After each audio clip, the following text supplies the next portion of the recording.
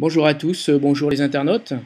Donc aujourd'hui, l'occasionnel s'est déplacé dans le labo Synestheory sur l'île Métalecture de Franco-Grid. Et nous rencontrons aujourd'hui Vincent Migneraud. Bonjour Vincent Migneraud, qui va nous expliquer un petit peu, tout d'abord, ce que c'est que la synesthéorie. Bonjour à tous.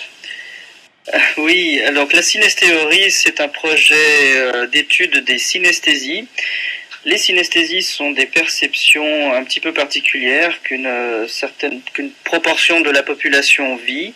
Ce sont des combinaisons de modalités sensorielles différentes, modalités sensorielles parfois cognitives. Voilà, donc par exemple, il existe des personnes qui, lorsqu'elles touchent une surface, ressentent un goût dans la bouche.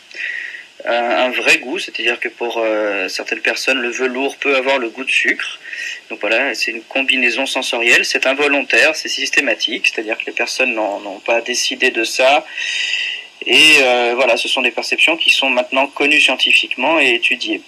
Il y a d'autres types de combinaisons. Certaines personnes voient la musique, d'autres voient les lettres en couleur et les chiffres en couleur, parfois même dans l'espace, en 3 dimensions, etc. Voilà, donc ce sont des intermodalités, des transmodalités perceptives. Et donc le projet Synesthéorie est un vaste projet d'étude de ces perceptions que nous redécouvrons maintenant, que la science redécouvre aujourd'hui. Et grâce aux outils modernes, aux IRM, grâce à des protocoles expérimentaux, on arrive à faire la différence entre une personne qui a des interprétations fausses et une personne qui a vraiment authentiquement des combinaisons sensorielles. Et on redécouvre maintenant, aujourd'hui, que l'histoire de l'humanité a été influencée, notamment dans l'art, mais aussi dans beaucoup d'autres domaines de création, de créativité, par ces perceptions. Et donc le laboratoire de synesthéorie, que j'ai le grand plaisir d'ouvrir ici grâce à l'invitation qui m'a été faite, aura pour objectif donc de faciliter les échanges autour de cette thématique. Donc vous ouvrez donc votre labo Synesthéorie sur un monde virtuel pour faciliter les échanges. Donc l'objectif est bien là. Et c'est la principale raison d'avoir ouvert un outil pour ce labo sur un monde virtuel, ou est-ce que les mondes virtuels n'ont pas également quelque chose à voir avec la synesthéorie de par certaines perceptions peut-être? Est-ce qu'il y a des choses qui peuvent rejoindre un peu ces perceptions un peu particulières? Vous avez tout à fait raison. Alors effectivement, l'un des intérêts principaux, c'est de faciliter les échanges dans le monde virtuel parce que les rencontres pourront se faire dans le monde entier. Ça, c'est effectivement considérable pour avancer dans le travail.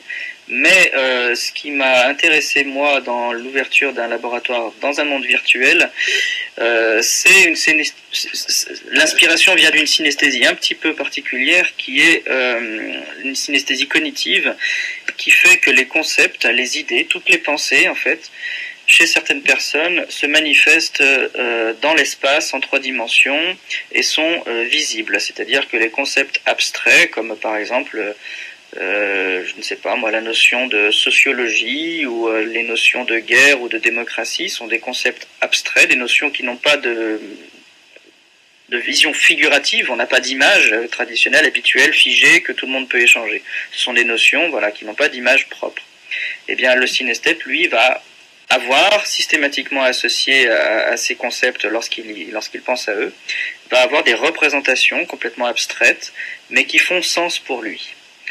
Et ces représentations se déploient dans l'espace extrapersonnel en 3 dimensions et forment en quelque sorte une sorte d'extension de l'esprit. Et donc je ne vais pas citer toute l'historique de ces pensées synesthésiques, mais elles sont maintenant connues pour avoir influencé de grands créateurs, des philosophes, des penseurs, dont Wittgenstein par exemple. Mais on retrouve aussi ces extensions de pensée dans certains témoignages d'Einstein, ou par exemple lorsque Mozart témoigne de son intention créatrice lorsqu'il écrivait une symphonie. Voilà, et les mondes virtuels viennent un petit peu, en quelque sorte, concrétiser cette extension de l'esprit que certains vivent quotidiennement. Et c'est là tout l'intérêt que j'ai trouvé à ouvrir ce laboratoire virtuel, puisque nous allons pouvoir échanger sur sur ce qui est une sorte d'hyperconnexion sensorielle entre les êtres, qu'Internet vient en quelque sorte matérialiser, concrétiser, mais qui est une hyperconnexion qui, selon moi, a toujours existé, bien que notre esprit, notre conscience nous l'ait peu ou prou dissimulé jusqu'à présent. Vous avez déjà des événements de prévus et vous avez déjà une date à nous communiquer pour un événement virtuel autour de la synesthéorie. Voilà, donc l'inauguration du laboratoire se fera le 21 septembre à 21h. Alors nous nous retrouverons dans cet espace. Vous trouverez les consignes pour accéder, pour créer votre personnage virtuel. Vous trouverez les consignes sur le site internet du projet Synesthéorie. Donc vous tapez tout simplement sans accent synesthéorie.fr et vous allez sur l'article qui traite de l'ouverture du laboratoire Synesthéorie. Vous suivez les consignes, vous pouvez venir visiter ce laboratoire avant le 21 puisqu'il est ouvert à tous, pour l'instant il est complètement libre. Vous pouvez d'ores et déjà trouver des documents dans une Dropbox et dans un fichier, dans plusieurs fichiers Evernote. Donc vous cliquez sur la boîte que vous trouverez dans le laboratoire et vous avez accès à certains documents. Et puis sur les panneaux et téléviseurs virtuels que vous découvrirez dans le laboratoire, vous aurez également accès à des illustrations, des synesthésies et quelques documents qui vous permettront d'en apprendre un petit peu plus. Donc vous pouvez nous rejoindre avec grand plaisir ici le 21 septembre à 21h. Vincent Mignereau, bien merci pour toutes ces explications. Et puis nous donnons rendez-vous à tous les avatars et à tous les amateurs de monde virtuel le 21 septembre à 21h sur Métalecture dans votre laboratoire.